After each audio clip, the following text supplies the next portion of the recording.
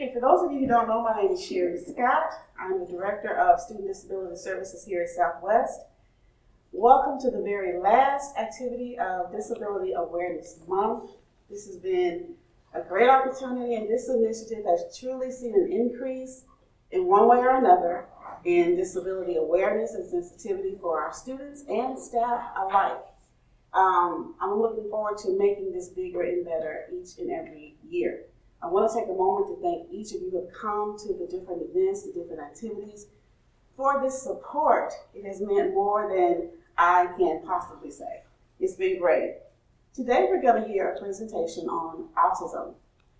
Autism is one of the fastest growing developmental disorders in these here United States. And it has a huge impact on students in terms of communication and behavior and social interaction. So we're here to learn a great deal more about the diagnoses and how we can effectively support students who are struggling, who are challenged by this diagnosis. Our speaker is originally from New Orleans, the home of gumbo, beignets, which I love, and the Mardi Gras. She earned her bachelor's degree in psychology from Dillard University, her master's and doctorate in clinical psychology from the University of Mississippi. She completed her pre- and postdoctoral training from the University of Memphis, where she is currently serving as staff psychologist and coordinator of the Safe Zone in their counseling center. I'm going to have to find out more about what the Safe Zone is. She is passionate about supporting and empowering students to become the best version of themselves. And by imparting this information to us today, she is helping us to do the very same. So without further ado, please give a warm welcome from Dr. Yumika Hankton.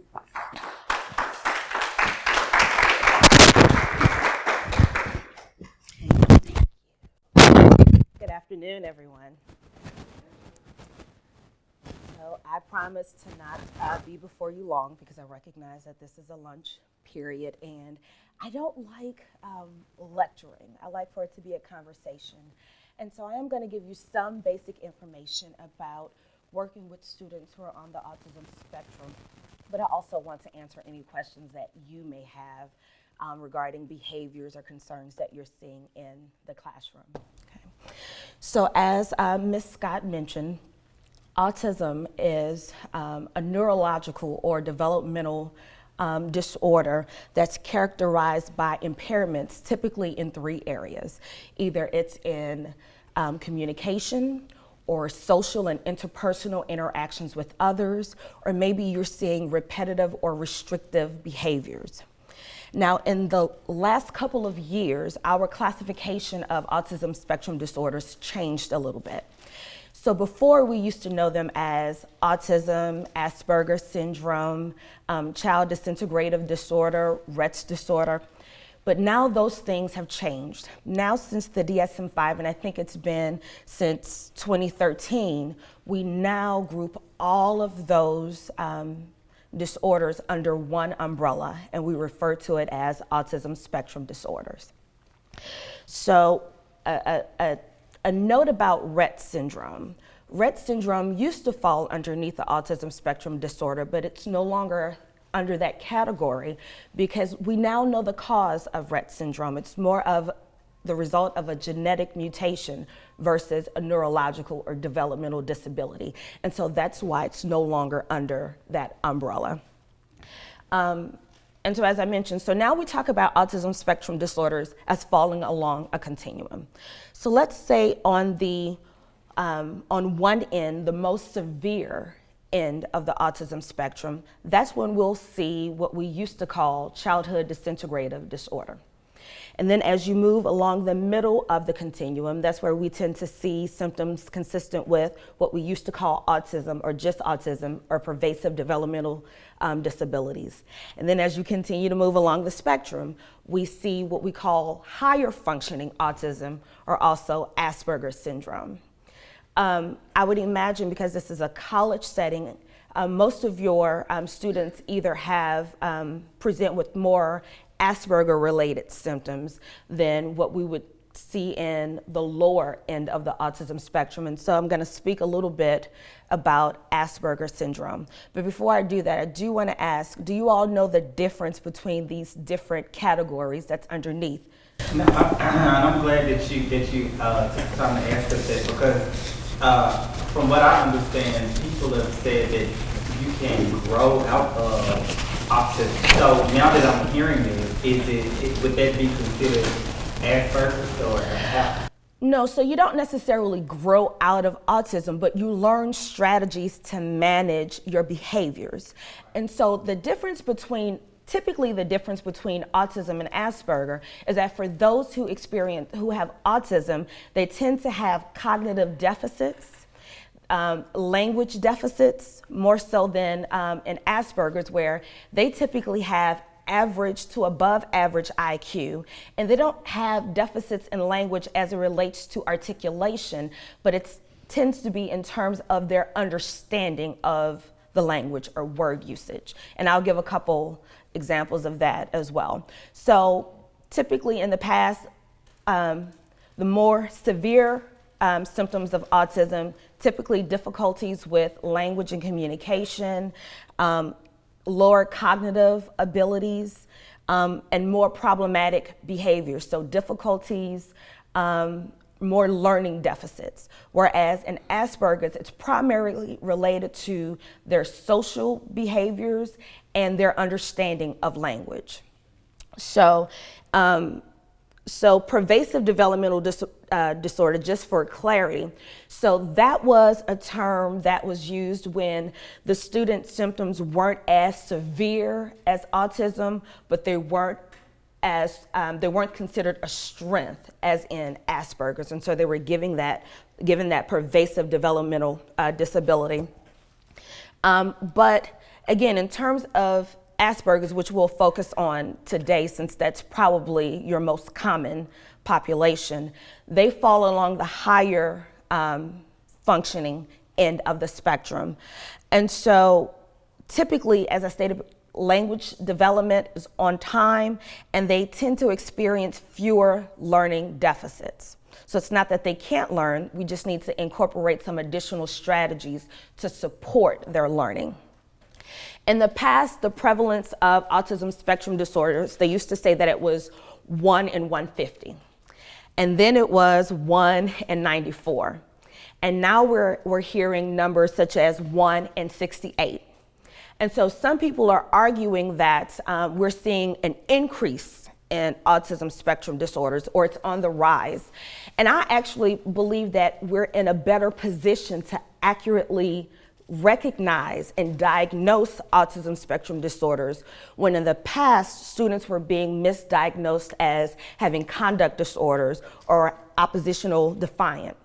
So I think that it's not necessarily on a rise, but we're doing a better job of assessing and accurately diagnosing them.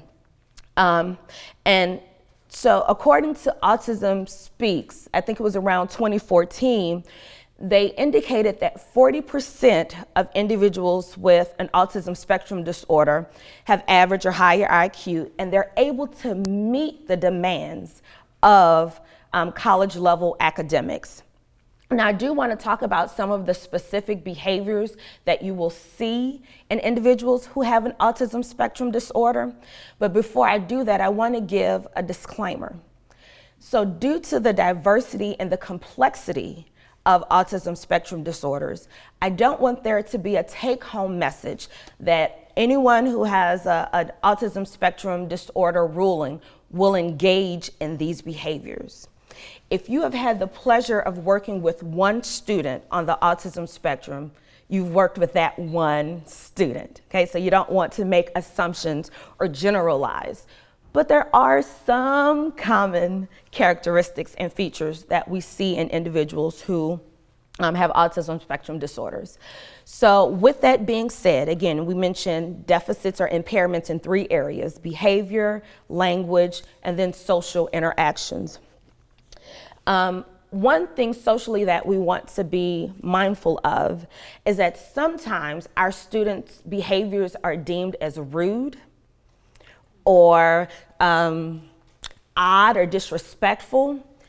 And really, that's not the case. Sometimes it's an unintentional aspect of their diagnosis. So let's say, for example, you are lecturing. And, as instructors, we sometimes say the wrong thing. Some students will catch it, others will not. More than likely, our students who are on the spectrum will recognize it.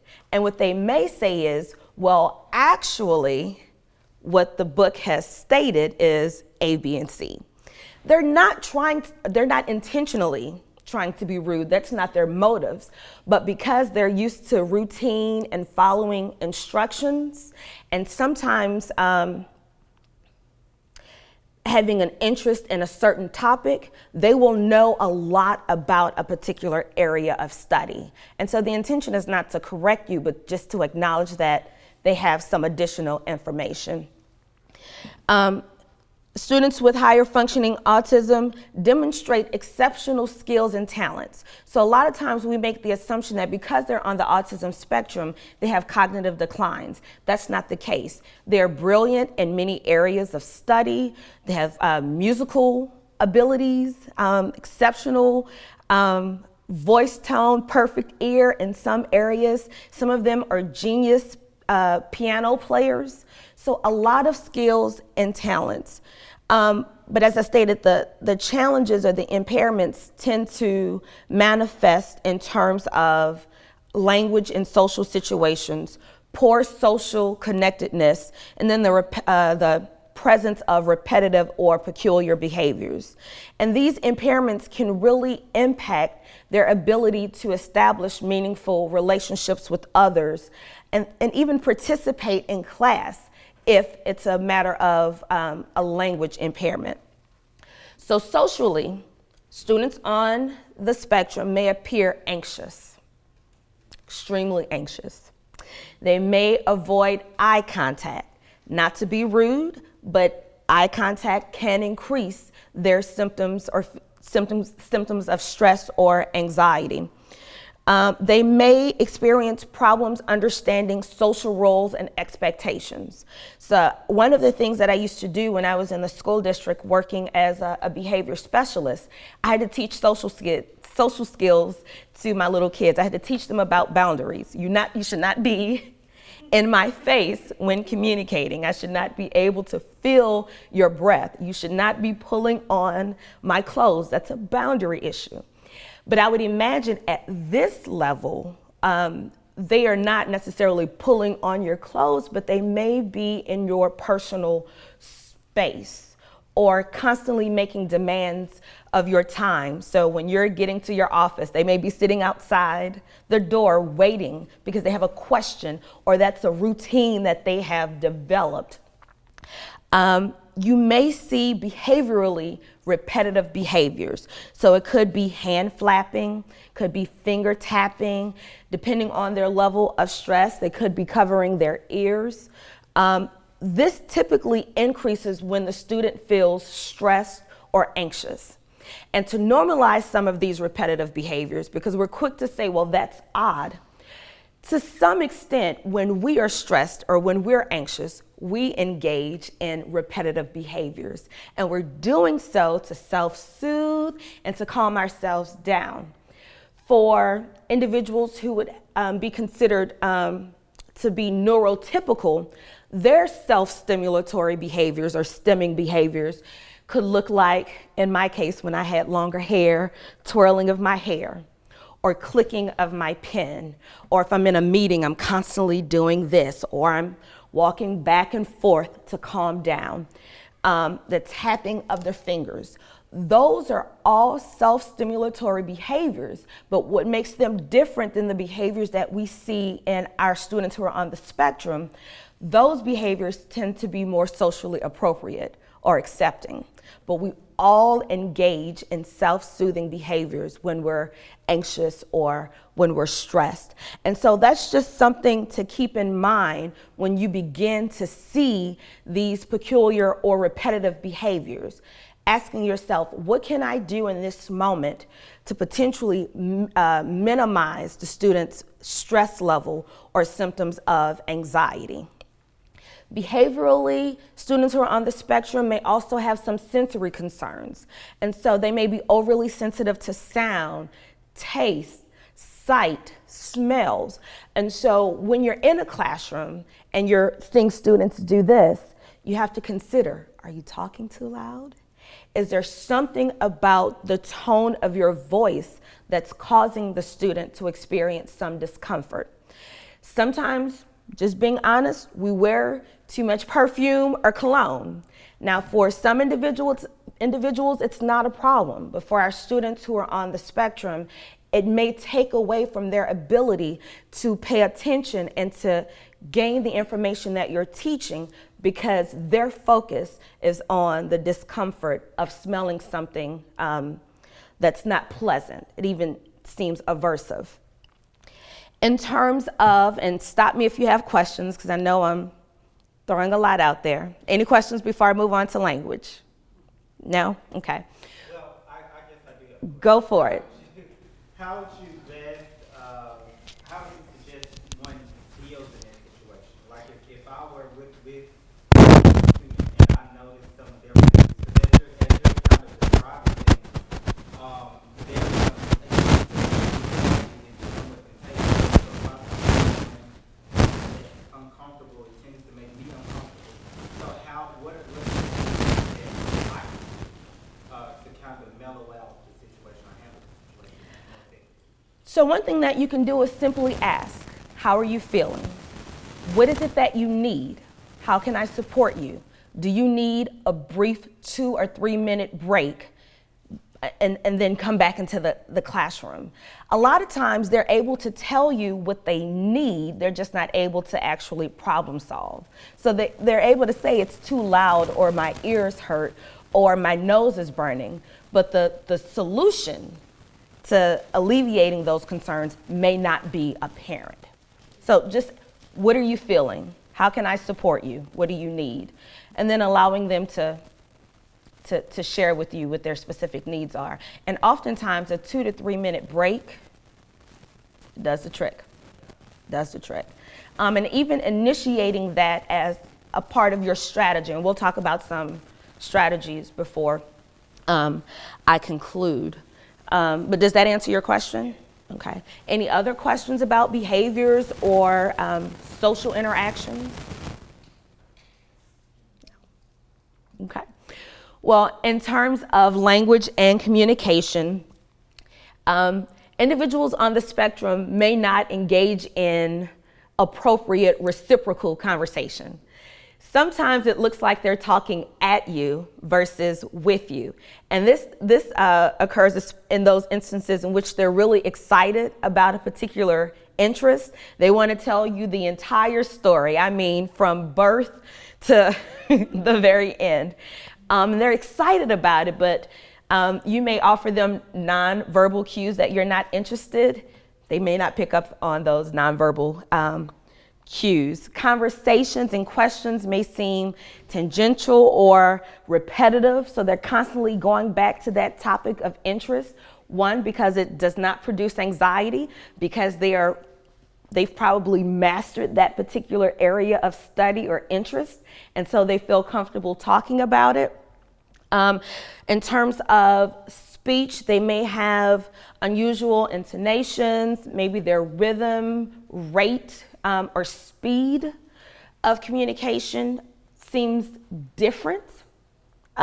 Maybe not a lot of modulation, but just a flat tone. And as I mentioned before, when it comes to individuals who are on the spectrum, in terms of language, it's really about understanding the meaning of your words. They can articulate it, but they're very literal in their understanding of words. And so it's also important to be mindful of the words that we use. It's difficult for them to interpret words with double meanings or metaphors or even sarcasm. May not get it. Going back to when I was working in the school district, and I worked primarily, I had all of the schools, but most of my social skills training, I did it with little kids, the elementary and middle school. But I had a student, she came up to me one day, and I remember it because she was in such distress. The teacher told her that she was the apple in her mother's eye. And this student did not understand what the teacher meant. She kept saying, I am not an apple. And when I look in my mother's eyes, I don't see me and I don't see an apple. Because she took that meaning literal, right? I have a bad habit of using football terminology.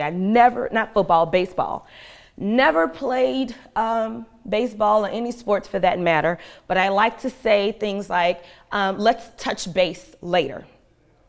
They may not understand that I simply mean let's follow up or continue this conversation later. They're looking for a base in some instances that we're gonna touch. So we have to be prepared to either not use as many metaphors or be prepared to explain what we mean when we're using certain terms. So this is like basic information that I've given regarding the impairments in those 3 areas. So the question is, how do we support our students who are on the autism spectrum? I think the first thing that we can do as instructors and professors, get to know your students. As soon as you are made aware that they have an autism spectrum disorder, because I recognize that some of this is self-identification and you may not get that information until the start of the class. But get to know them, get to know their unique needs and interests so that you can figure out a way to problem solve before there's an actual problem. So if you know, for instance, that they like to sit in the same seat every class period, make it such that that's their seat and everyone understands that's their seat. If we know that they're going to need breaks, make sure that they're seated near the door so that there's easy access to the door so that they can excuse themselves without disrupting the flow of your lecture or disturbing other classmates. Now, some classmates will probably get a little jealous. They may feel as though some students are getting preferential treatment. Hopefully that's a conversation about compassion that we can have with our students. Early on, clearly define your classroom expectations or the course requirements. Make sure that the dates of exams or when assignments are due, make sure that it's clear. Now, I know we tend to at times put assignments as to be determined. That may not work with our students who are on the spectrum because that may increase their anxiety and their stress because they're used to routines, they're used to deadlines, and they will follow those deadlines if they are imposed. Going back to language, please don't require them to read between the lines. They may not understand that. That goes back to that literal use of language. So be prepared to explain a little bit more than you would usually explain to students. Even consider having a one-on-one appointment with your student, either before the start of the semester, if possible, or as soon as the semester starts. Invite them to your office and then go over your classroom expectations. They will have heard it in the classroom, they will have read it via the syllabus, and they will have had an opportunity to meet with you one-on-one. And that will probably reduce their anxiety as well because now they feel as though, okay, this person is actually interested, invested. He or she, they've taken the time to get to know me and my unique needs.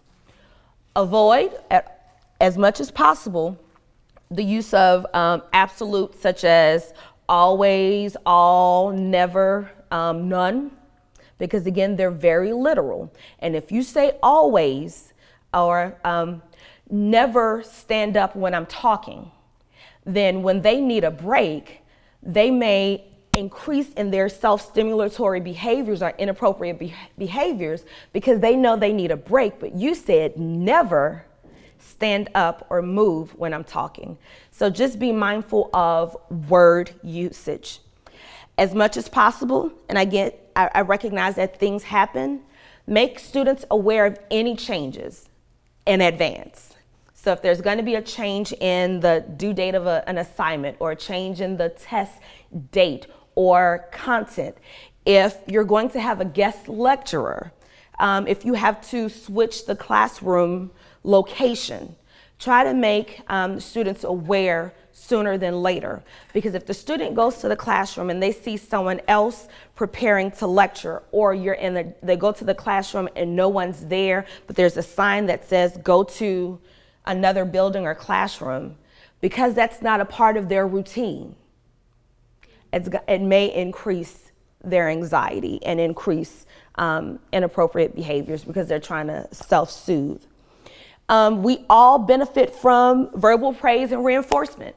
And so when you see a student engaging in appropriate behavior, go ahead and reinforce them, because that's going to ensure that they'll continue to engage in appropriate behavior. But because there are impairments in behavior and social and interpersonal interactions, we also want to prepare. What will I do if, when I'm lecturing or working with this student one-on-one, he or she begin to engage in inappropriate behavior? I don't want to stop lecturing. How can I make them aware that they need to redirect their behavior? Consider coming up with a nonverbal signal that you have practiced with them, you've met with them, and so they fully understand what that nonverbal signal means. Because if you just come up with a signal, again, they don't always understand nonverbal communication. So it's important to at least make them aware of what that nonverbal signal means and what they should do when that signal is given. I think a lot of times we tell students what not to do, but we don't tell them what to do. In this case, we have to tell our students who are on the spectrum what we actually want them to do. What are some examples of those signals? It could be a matter of touching the ear, moving your hand down. It's something that the two of you would come up with. I have one student, and everything that she's talking about, I have so many different students on and she is so close off everything. But there's one that I've recently worked with, and of course I can't say the name, but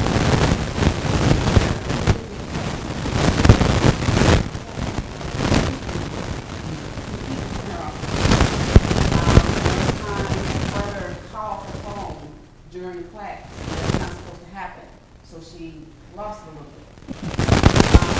The teacher said something that wasn't in the book, and she corrected her, just like she said. And so the teacher was like, what am I to do? Now, please take in mind this student is a 4.0 student. I mean, straight A's in everything. So we got together, we met with her mother, because like I said, everyone is different, so I couldn't give cookie cutter type information. So we met with her mom, and she told her to help her self-soothe, or what they did was they came up with just this.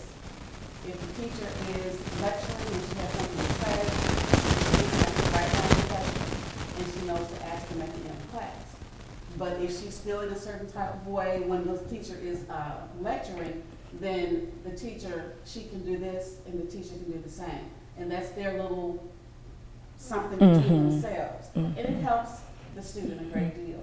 So this is just so interesting, because this is something that I'm just recently working with. Everything that she is saying is something that I'm recently working with one particular student. Right, and I'm glad that you shared it, because for me, in thinking of some of the language, not to use like some of the absolutes, I don't want to. It's the same with gesturing for me. I don't want to, be abrasive in any signal. So perhaps a better question would have been, what is the signal that should not be over? I don't think that I can actually answer that question. There's nothing that comes to mind. Of course, you wouldn't want to necessarily go up and shake or touch the student. One thing that I've used in the past, and I tend to walk around when I'm teaching, and so because I walk around, because I'm trying to get steps, honestly, I will go and I'll just touch the student's desk. May not look at the student, but I'll just touch the desk. that makes it such that, well, I'm getting the student's attention because they see my hand, but other students may not know what I'm doing. So I probably wouldn't do this or anything that's rapid in movement because the student may not understand what's going on or perceive it as threatening. But I think if you spend the time to get to know the student and ask the student, how can we work together to identify a nonverbal signal, I would imagine that whatever signal you come up with, they wouldn't perceive it as threatening. But,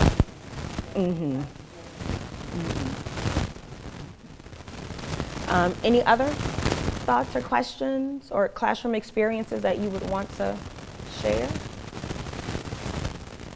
Also, excellent that you said that they have other creative outlets. This particular student just recently participated in one of our courses, and she was excellent everything, and the audience loved everything she had to say, and everything, her performance, because she really got a chance to interact with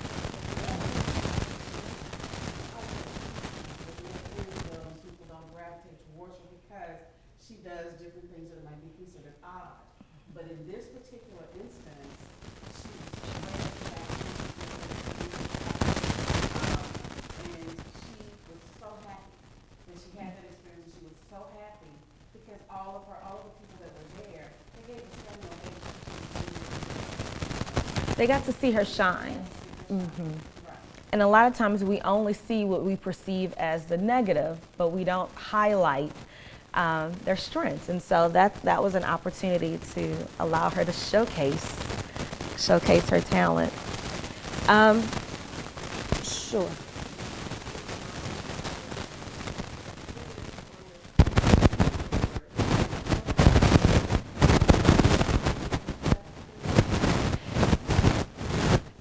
So it could be a video, they could be looking at a picture to self-soothe. That's possible. I have not experienced that, but self-stimulatory behavior and self-soothing takes many forms. But if as an instructor, your rule is you cannot use cell phones or technology in the classroom, then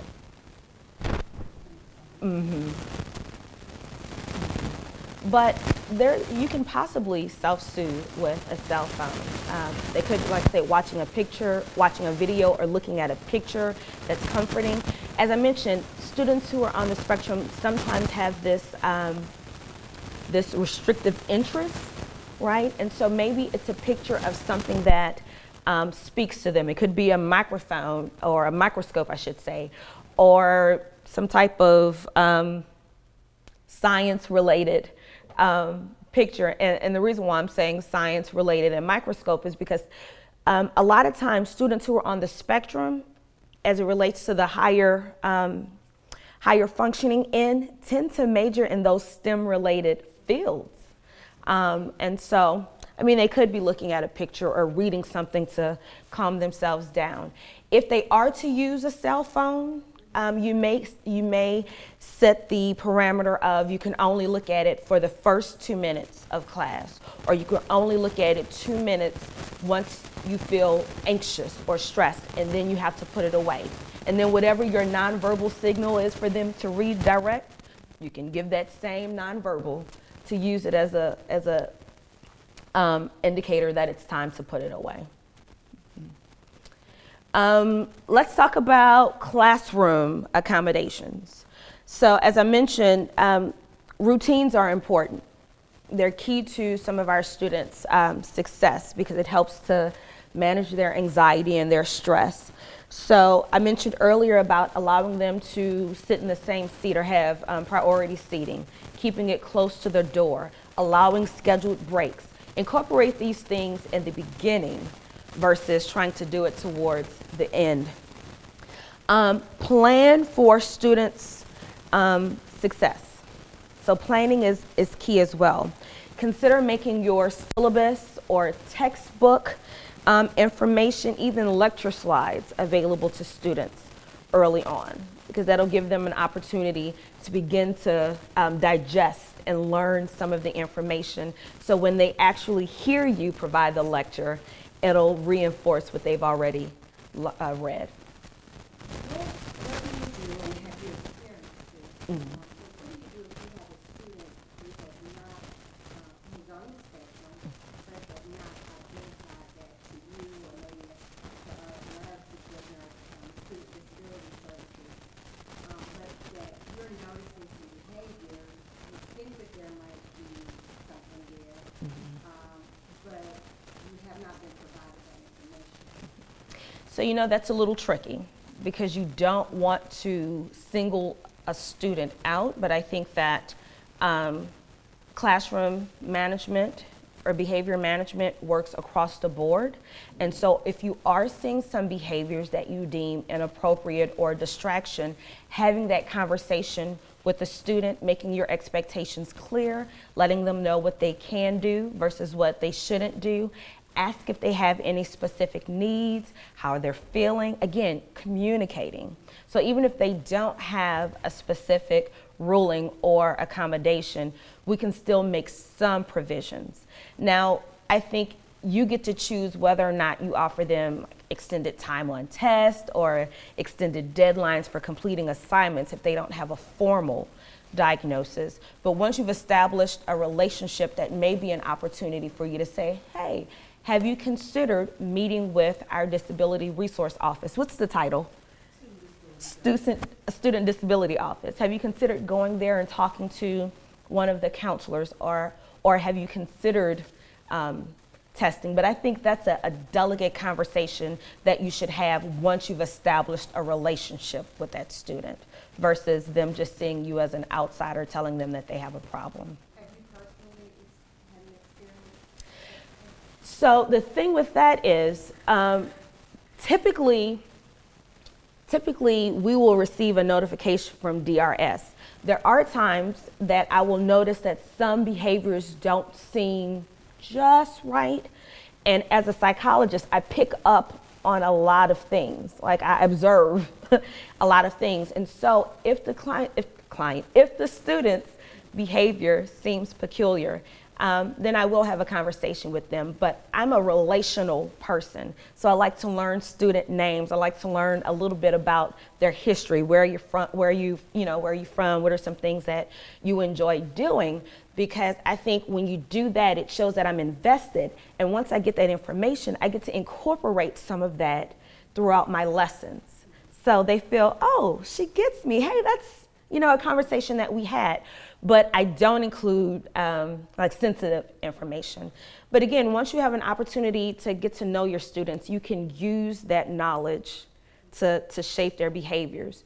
Now, when I first started teaching, I had a class of 99 in the intro to psych class. I couldn't learn everybody's name, right? Impossible. But if I saw something, I still acknowledged it if it was a complete distraction or disruption. I'm also the queen of planned ignoring, because that's a skill that we learn when doing social skills and trying to ignore inappropriate behavior, because we don't want to reinforce it for attention-seeking behaviors. So it just depends on your approach. Yeah. Does that answer your question? Awesome. Let's see, where did I leave off? All students have a variety of learning styles. And so the same approach should be considered with our students who are on the spectrum. So if you're a lecturer, you may want to consider utilizing a multi-modality approach. So instead of just lecturing, consider classroom discussion, consider online discussion, consider some type of internet-based activity that the students can engage in. Consider field work or experiential activities as a way of teaching. Don't keep it just lecture style, because with most students, you may lose their attention, but just keeping it different. Now, I also want to preface that by saying, I mentioned that students who are on the spectrum like routine. So if you are going to use a multimodality approach, you just make that clear in the beginning. So you're going to see that at times I'm going to lecture. Sometimes we're going to have group discussions, or we're going to use the internet as a source. Just make it clear in the beginning. You don't want to do an abrupt shift mid-semester. So those are a few classroom accommodations. There are others, but again, just keeping it very basic for your the consideration, because I know it can be overwhelming at times when you're trying to accommodate so many students.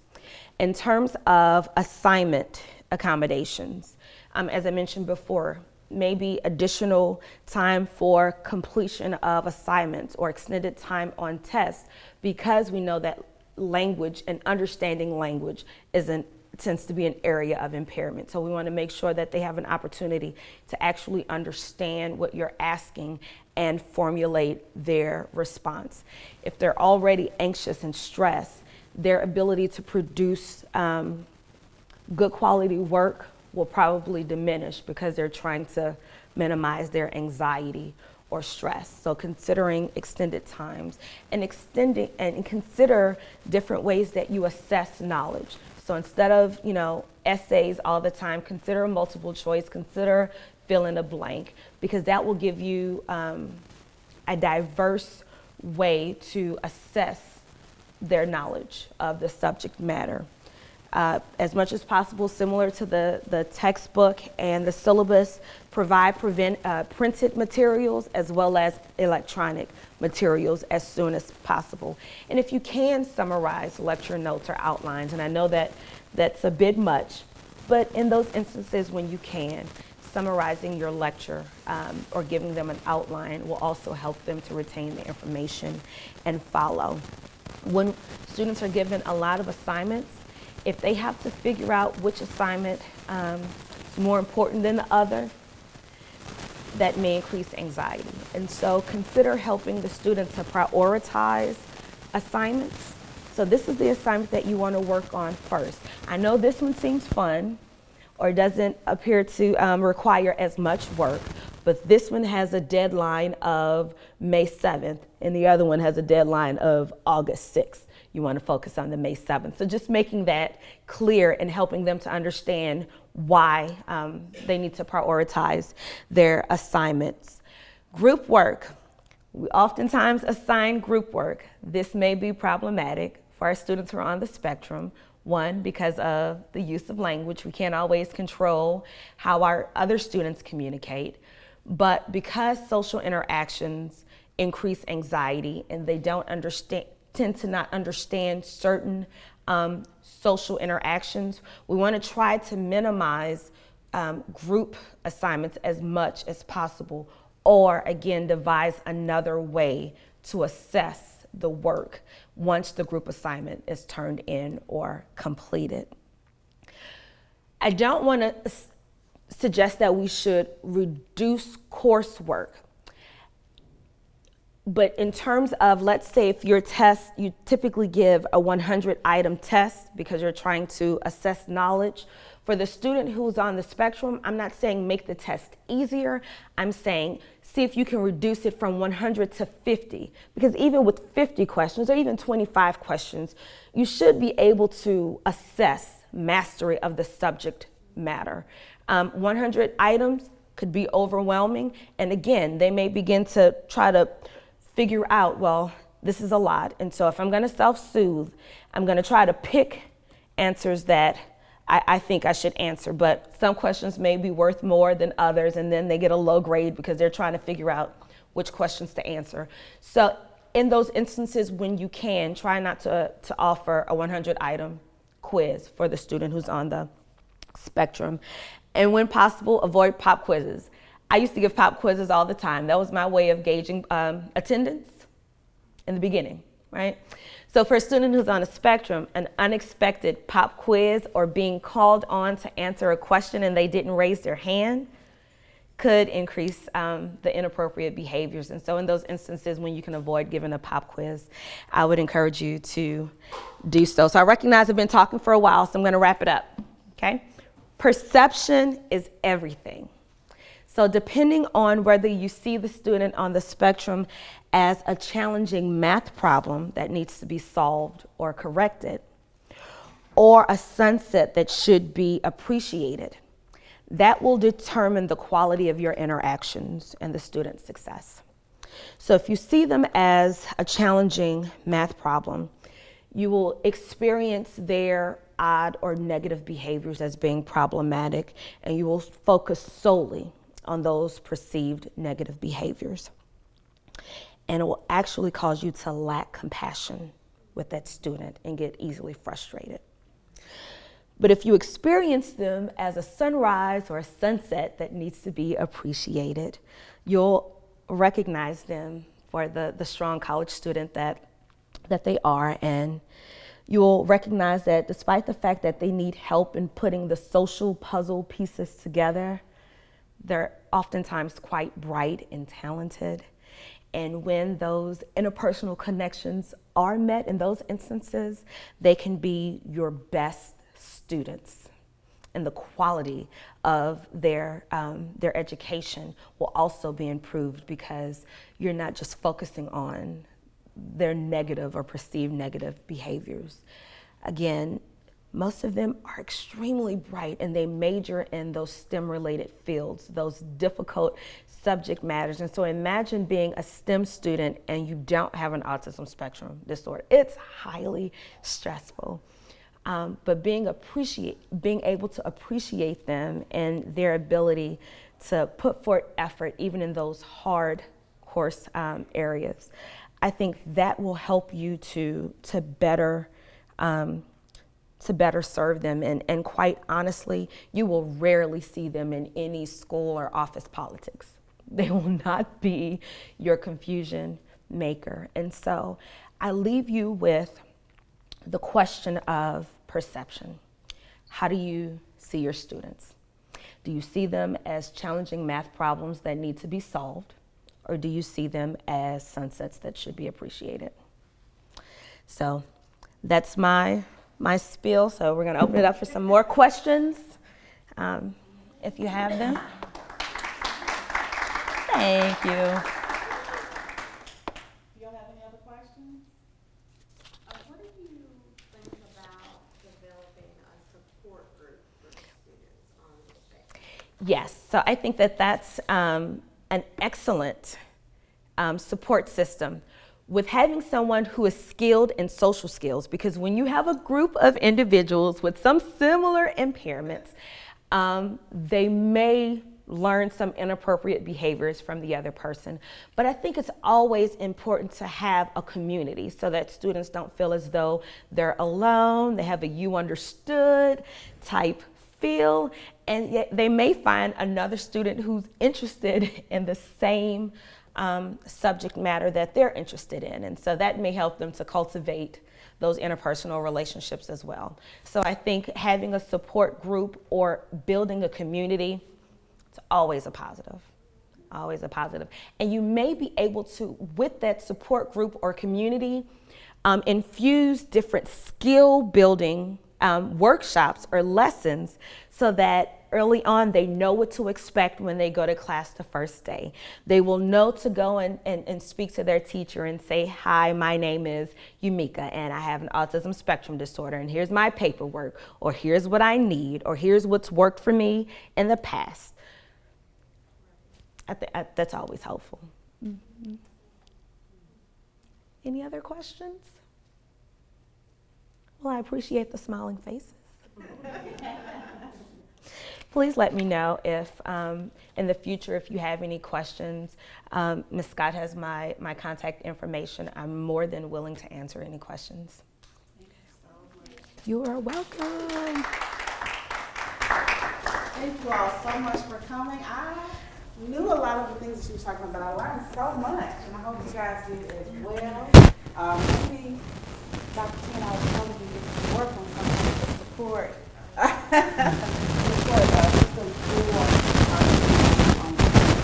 thank you guys for coming today. If you left, please feel free to do so. And we'll be talking soon. Thank you guys. Thank you. That was awesome. Thank Thank you. you so much. My pleasure. Oh my. I had a question, but it was a question that